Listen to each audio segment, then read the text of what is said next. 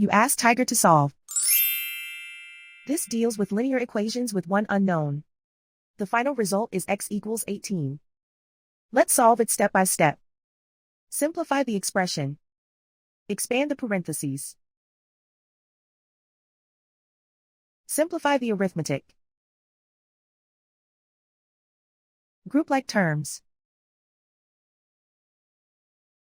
Combine like terms. Group all constants on the right side of the equation.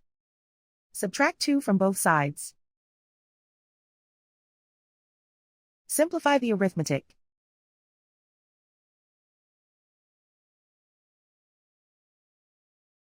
Isolate the x. Divide both sides by 3.